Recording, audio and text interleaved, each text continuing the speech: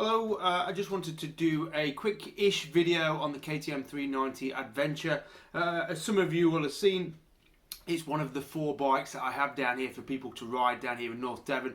So I've got the KTM 390 Adventure, the Royal Enfield Himalayan, the BMW 310 GS and the Honda CRF 250 Rally. So 4 bikes, similar class, A2 compliant adventure bikes. And the idea is you ride them back to back, see which you prefer. I think with the KTM in particular, it's a bike that shone really strongly on the road, but disappointed a lot of people off-road. And I think that was a surprise for a lot of people. I think a lot of people expected the KTM, given its pedigree and its ready to race nature, they thought it was going to be a really good off-road bike, or at least up there with the CRF and with the Himalayan. And I think for most people, it's just not been. And so they've been grossly disappointed. They found it a cramped riding position. They've just not found anything about it suited to off-road riding. And in a large part, I would tend to agree. Which is why the other day I wanted to go out for a long ride on the 390 Adventure, take it up some gnarlier, trickier stuff, and just see how it performed. This could be a long video. I'm going to edit the footage as short as I can, but I talked quite at length as I rode along about the bike. But I think, in summary, what I found was actually it's a really good, usable, enjoyable bike, and its character started to shine through the harder that I pushed the bike. The more confidence I built with the bike, the better it became. I think at the centre of why it's such a good bike off-road actually is the suspension. That White Power WP Apex suspension just does a great job of keeping the bike in shape, in good control, giving you good contact with the ground and allowing you to progress quite briskly at a pace that you probably wouldn't assume a road biased adventure bike would be able to cover. Obviously its limitations are it's a 19-inch front wheel and a 17-inch rear with only 200mm of ground clearance. So obviously when it starts to get a little bit choppier and steeper steps, then it obviously grounds out. And for those people who maybe look at it as an alternative to an enduro bike, then I think they're always going to be disappointed. But I think if you approach it from what is an adventure bike and what would you expect it to be able to do, then I think the KTM really does shine. And I was really impressed with it actually, and I had a lot of fun. And I probably rode it faster on the trails than I would any of the others. Yes, the Himalayan can do similar trails, but it does it in a far stodgier, doughier, still very sure-footed, but maybe not as engaging kind of way. And equally the CRF 250 Rally is very capable. It has to be because it's got long travel suspension and big wheels. A bike with that setup is always going to be more capable on rougher terrain than a bike with smaller wheels and lower travel suspension.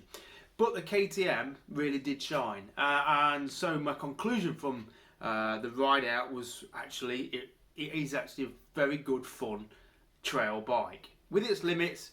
But obviously if you respect them, I think you can have a good time on it.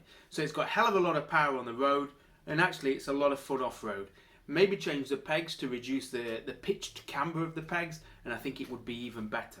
So I'm going to go now with lots of footage. There's footage of it riding on the trails and me narrating it. You can either watch that or turn off now, but I'll leave that with you. Alright, take it easy. Cheers. This is a first gear climb with some tightening corners in it and some slight rock steps. There is an increase in ground clearance for the adventure over the Duke. I think 200mm. Ground clearance of 177mm of travel at the rear and 170 at the front. Let's see how we get on. First gear. Weight to the back. Okay. Tentative. I mean, it's actually finding traction pretty good. I'm gentle on the throttle, first gear, trying to keep my head up.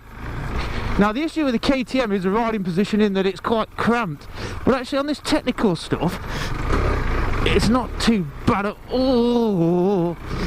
Yeah, I mean all it's suffering there really is a little bit of tie slip on this wet rock. On first gear I'm very soft on the throttle there, but actually I've got to say I've took quite a lot of bikes up there, and as a package that worked really nicely. Okay, this is a pretty typical wet, muddy English lane, British lane, second gear.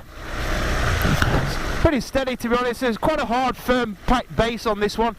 I can just feel that front end just wishy-washying around a little bit. it's a little bit vague, but I've got to be honest, it's not washing out completely, and as long as you're constant on the throttle, it's fine.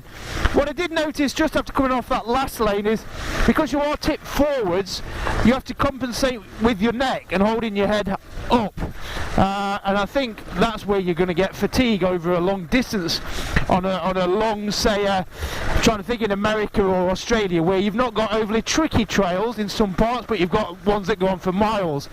I think in that sort of terrain, if you were to be wanting to stand the whole way, that's when you're going to struggle and either need to rectify it through lowering the pegs or rising the bars or something along those lines. It almost works best, the KTM, when you're in that enduro or aggressive stance. It's when you're just going gentle that it's going to be tiring. But down here, you know, it's okay, we're not taking a record pace, but it's coping. Again, that suspension. And also, what I really like about the KTM is it's lightweight. It feels like you've got such a little amount of mass underneath your wheels, compared to, say, the Himalayan. You know, it feels a lot lighter than the Himalayan, and it feels that bit more manageable and lighter than a CRF 250 as well. And I think that's one of the good attributes of the KTM, is its weight. You know, it's not got a low seat height, so for some people it could get a bit tippy if you lose your balance, but it's countered by being a lightweight, sort of on paper 150, 155 I think kilos wet, although these manufacturers always fib their weight data, weight figures a little bit. Some do it. There should be a universal process, and there is. I think it's 90% fuel, etc. But some, I think KTM or certainly Triumph only do a dry weight, which then you've got to think, well, does that include radiator fluid, gearbox oil, or engine oil, or you know, all that sort of stuff. But ignoring what it says on paper, the KTM is certainly a nice, light, flickable, manageable bike. And to say that it is largely derived from the road bike, I actually think it does work quite well, or work well off-road or on terrain like that.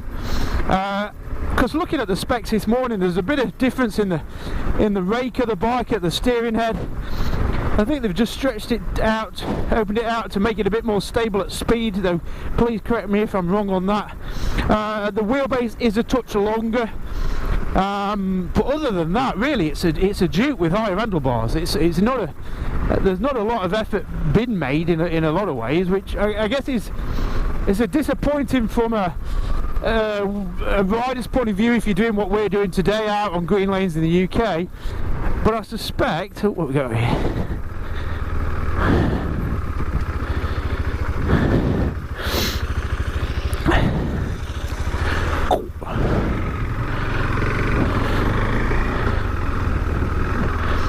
Thank you. Cheers. But I suspect if you're a multinational company and you wanted to sell a lot of bikes and make some profit, then what you would do is take what you've got, adapt it for something else and sell it. I mean, it's maybe not the enthusiast preference, but certainly from a global business point of view, I can see why they've done it. I'm doing 35 miles an hour here, 40 miles an hour I think with a little bit of throttle. Let's go for 40. I mean, I'm doing 40 miles an hour on this trail. Yes, I know that's a little bit higher than the TRF code, but this is a good track. I've got good sight. I'm in a bit of a crouch. I've got my knees bent, got my arms up, my elbows up, motocross style, and actually it's pretty comfortable. The only thing that I'm feeling tension through is my neck. Because as I say, I've got to keep my head up to counter the fact that my body's so far forward.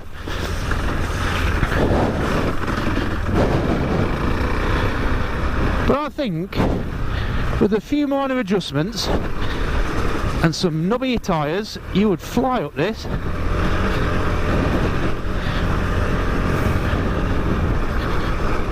Because the suspension is just superb.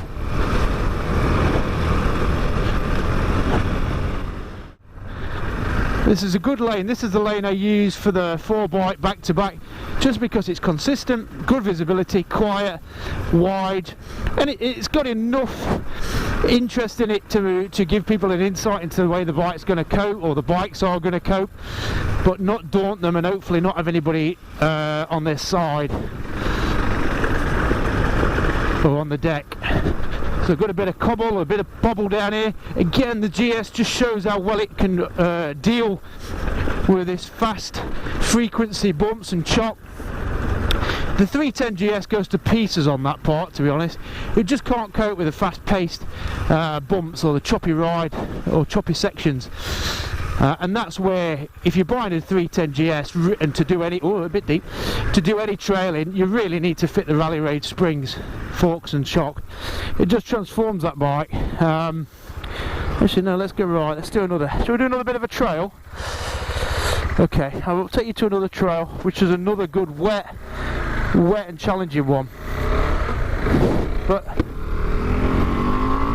whoa, it's there as well. You know, you come off the trail, you hit a bit of tarmac, but the KTM's got the squirt. It really is a quick, lively machine. I don't think it's lost any of its aggression or character on the road from the conversion from Duke to Adventure, and it's that hit you get from about 7,000 RPM up to the red line at 10 that really it excites you. You know, it makes you chase it out a little bit, and it's certainly a more invigorating, exciting ride than the other 4 or the other 3 bikes, certainly from an engine point of view. I think if the GS had this engine, it would add so much character and verve to that bike, because there's a lot to like about the GS. It's got a nice comfy riding position. It's got sort of an all-day comfort level that I'm not sure the KTM would have. It's got better weather protection. It's got a bigger bike feel, which is sometimes what you want on a big trip. And so, you know, it's just that engine just lacks a bit of excitement in the BMW. It's torquey and it'll go all day, it'll take you all day, but there's never a point you think, wow, that's a good engine. The Himalayan, it's got less power than the it's got less power than the KTM and the BMW, but the Himalayan has got a lot of character to it. That long stroke torquey motor isn't fast. It's probably slower than the GS. Well, I would imagine it to be slow because it's 10 brake horsepower down on it, but you've always got this sort of creamy thick torque to rely on and to pull on, and it's got a nice sound to it. It's got a nice deep rumble to it. It feels like a grown-up manly bike, whereas the GS310 feels like a little bit of a whiny, tinny, child's-like sounding engine, which is a bit of a shame. The KTM has got a sporty sort of a roar to it, and the CRF 250 Rally, it's just got the most unassuming engine I think you could fit in a motorcycle. It doesn't excite you, it doesn't wow you with a lot of performance or a lot of torque or anything, or a great sound, but it's just so tractable and usable on the trails, and I think that's what makes the CRF such a good, usable, novice friendly trail bike, because it's so difficult to stall. It's got such a light touch to it, light controls, light clutch, easy throttle response, well mannered, and so really you got 4 very different engines, and it all comes down to what you want to do with it. So what we're going to do when approaching this is stick into a rut. We're going to pick the right hand side. It's probably going to be deeper obviously and wetter than the centre, but obviously once you're in the rut there's nowhere for you to go, nowhere to slide to, so it's generally the safest place to be. And we're only going to sit down through that watery stretch and then try and get up on the pegs to ride the dirt as we come out of it at the other side.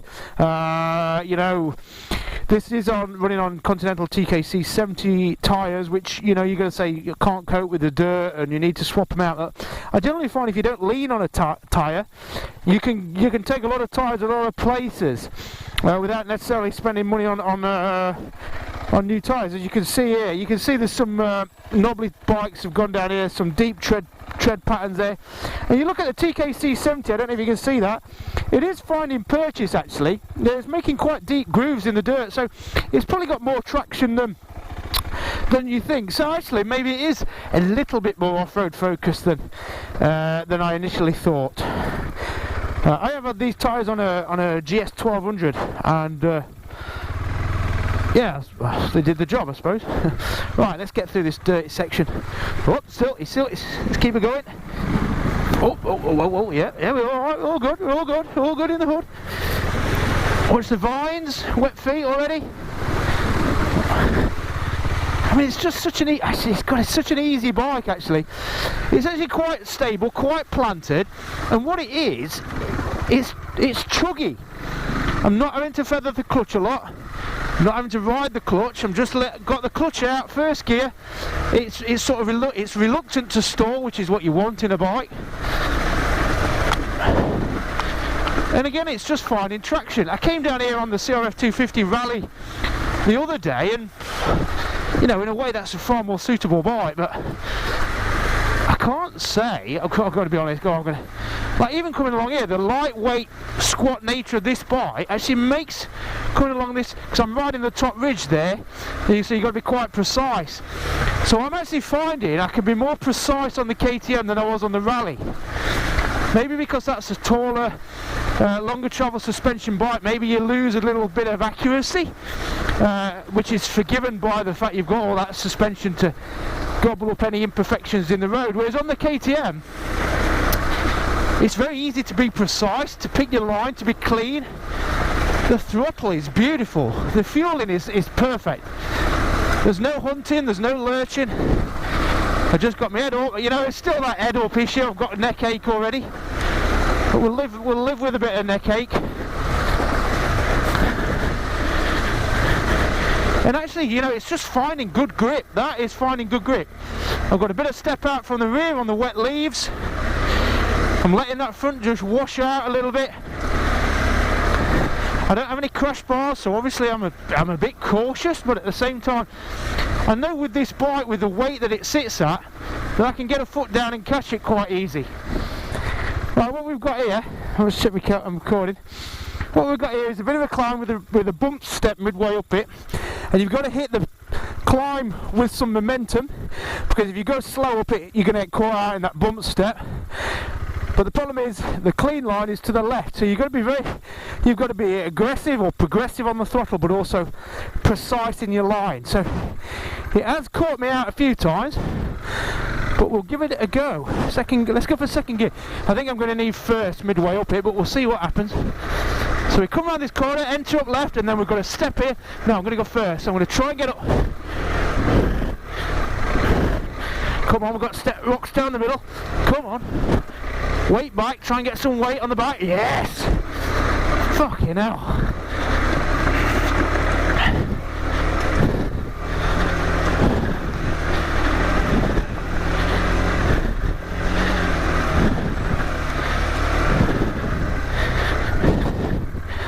Okay, I'm going to try and describe as best I can my difference of experience between that and, say, the Himalayan and the CRF 250 rally that I brought up there. So it's quite a climb. It's quite a good climb, that. Beautiful views, got the sea just over there. But the difference with the KTM is feel and connectivity with the bike.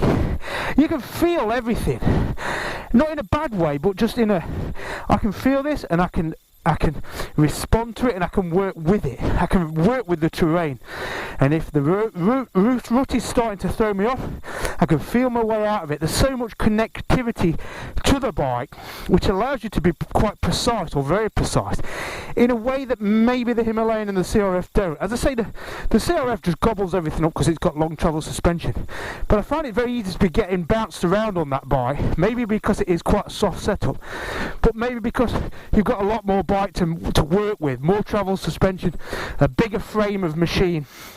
And the Himalayan equally.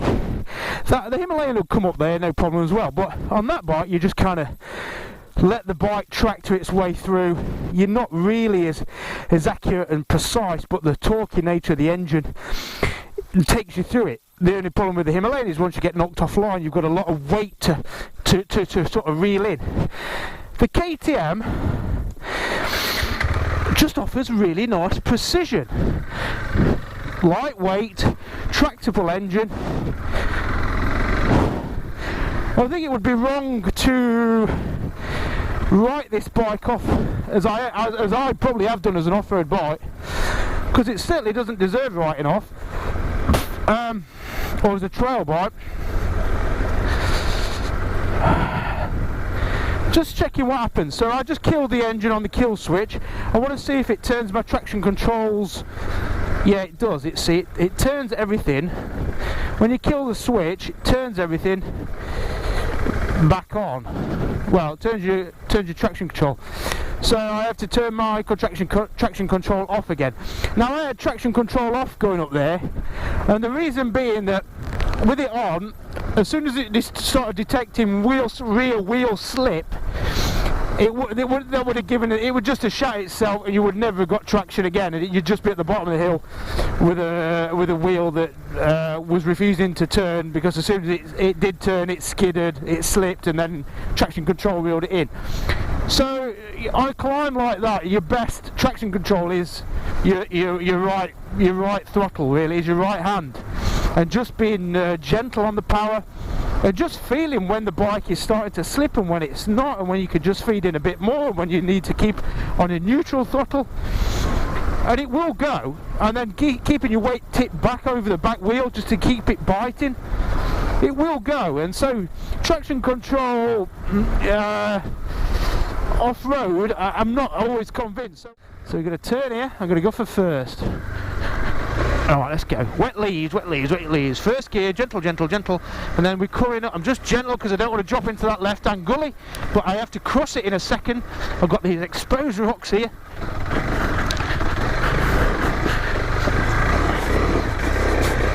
Nope.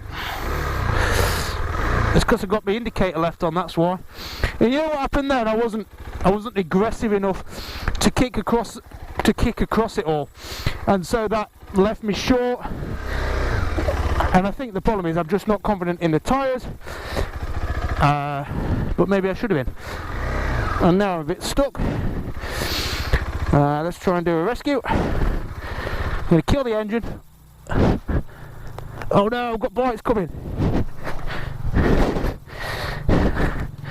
This is embarrassing. I'm going to get past.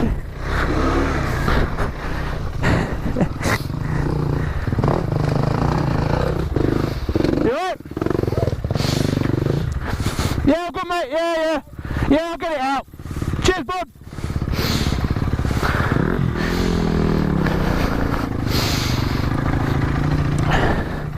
Well, that's embarrassing, isn't it? I don't think we're going to get up there. What I'm going to do, this is a good hill recovery. Quickly show it you. So we left it in gear, in first gear, because if you hold it on the brakes, it's just going to slide down off the brakes. But what I'm going to do, hold it on the clutch. I'm just going to further that clutch, because the engine will stop the bike in a way that the bike and the brakes won't. So if you get stuck halfway up a climb like this, bit of clutch feathering, that's the way forward. And then just control it back till you get to a safe bit of ground, and then maybe you can turn it round. I'm not sure what I'm going to do here. I might go, to be honest, I'm going to have a fucking another go at this. I don't like being defeated. I don't like being defeated. That guy up there, he won a KLX 250, I think.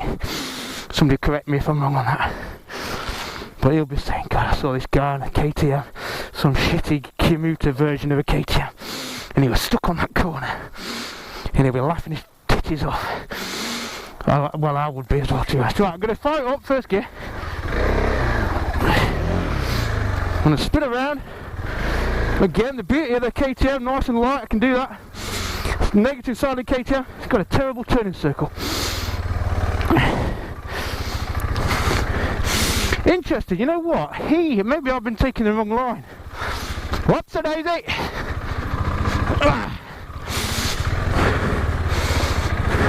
Are you alright, mate? You alright? I'm having another go, don't worry. I stopped on that corner, but I'll have another go at it. Go on. I know, I ran right on line and then crossed it, and... Is it? Yeah, it's alright, it's alright. I'll see you at top. I'm going to roll it down, turn around and have another go. First gear. Come on, first gear. Loose arms, keep loose, keep loose, keep loose. Head up.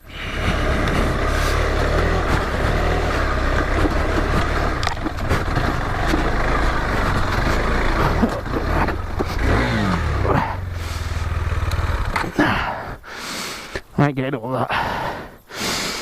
Time out, game over.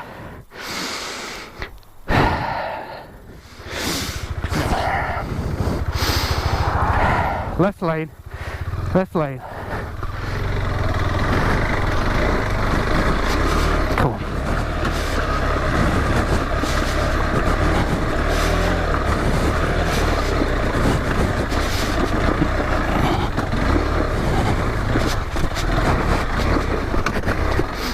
Fuck. It's just traction. Just spinning. I wonder if we're going to get up with it by hook or by crook, this one. 4th time lucky, or 5th time lucky actually.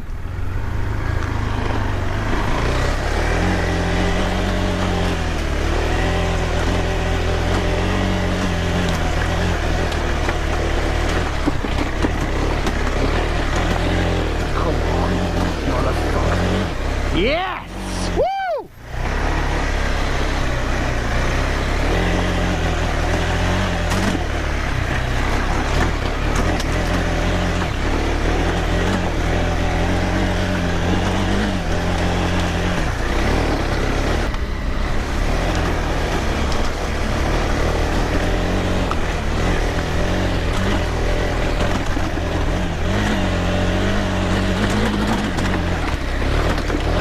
Come on.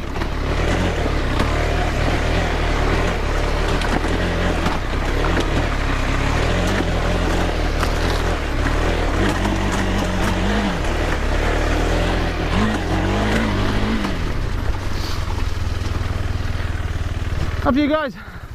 It's a bit wet down there. Alright, cheers.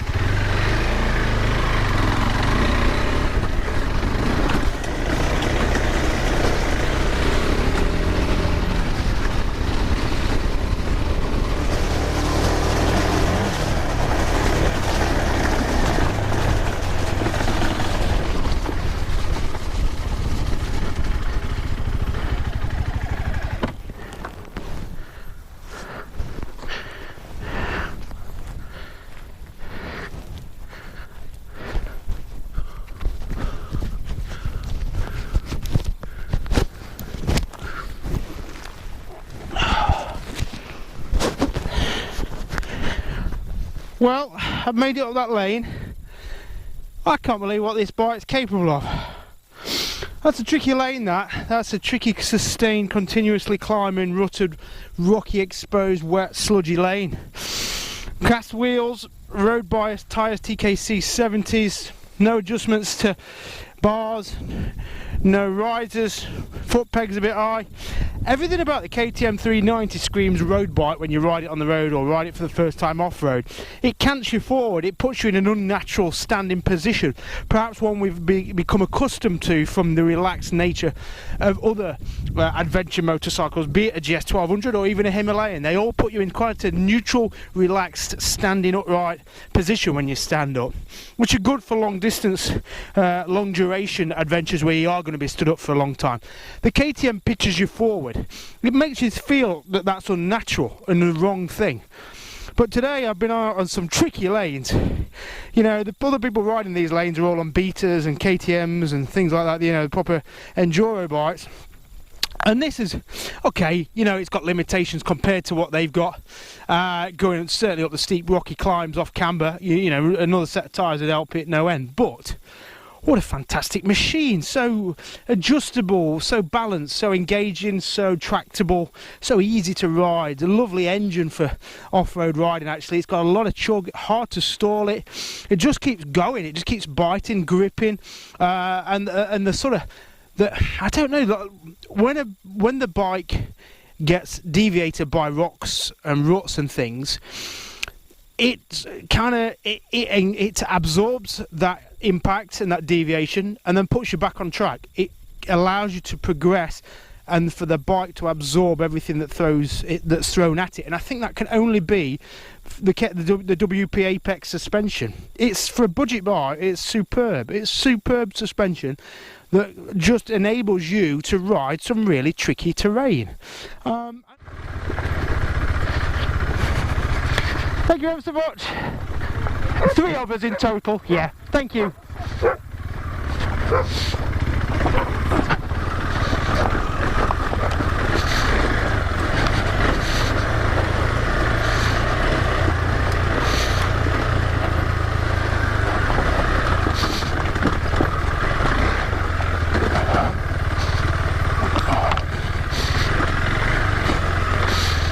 I was watching this camber. I've not got a lot of lateral traction on these tyres, but they're holding on, you know. Just in first gear to hold the bike back a bit. I've got my weight back, I've got my back brake covered, ABS off on the back brake, and I've got a lot of wet leaves covering the rock, so just playing it steady. Got a bloody great big branch across the track, and a big rock step there. I think that tree was quietly shielding that rock step, you bastard. Right, going up again. So I'll see what they're going to do. They're going to ride that left-hand gully, which is fine if you've got that suspension travel. And also what you find with these kind of bikes, they've not got the peg clearance to ride a deep rut. Certainly the Himalayan will catch a peg on the rut at the first possible opportunity. And so you've got to stay up where you can and down when you need to. Okay. Going to let the bike roll, because if I try and keep it brake down there, I'm going to go straight off. There we go. Is everyone else alright? Jesus. I'm losing a wing mirror, but I'm alright.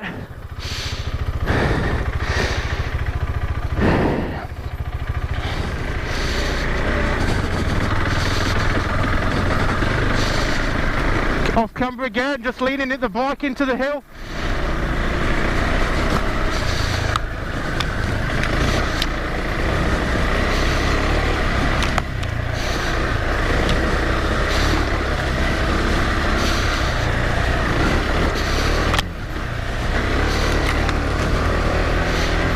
Third gear.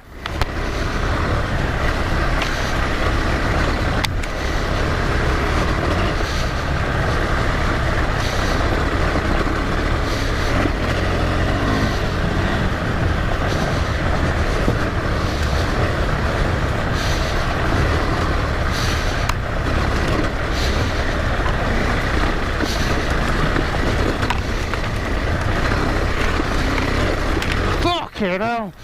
The suspension is sublime.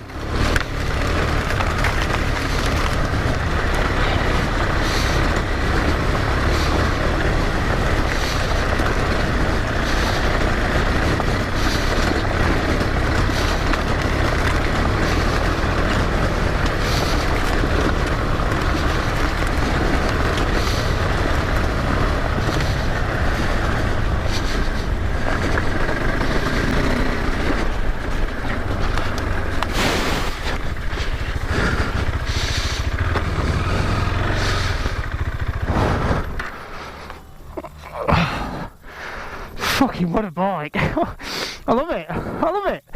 Nobody ties us and crash bars. Santa, please. Thank you, Santa. Over and out. So there you go, the KTM 390 Adventure, more capable than I had given it credit for, and actually a real revelation on the day. Really enjoyable ride. Obviously limitations when you get to the gnarliest stuff, and there will be a natural limit and a buffer to which it hits. But I think for the type of bike it is and what it's aiming to be, I mainly road bike with a bit of off-road. I think it perfectly hits that design criteria. So really good, really enjoyable, and I would actually encourage people to give one a go. So if you want to ride one, the KTM against the Himalayan, against the CRF 250 Rally, against the 310 GS, come down to North Devon and we'll take you out for the day. Not on some of those trails I've done on that video, but on ones that will give you an idea how each bike comes. Alright, take it easy. Cheers, bye.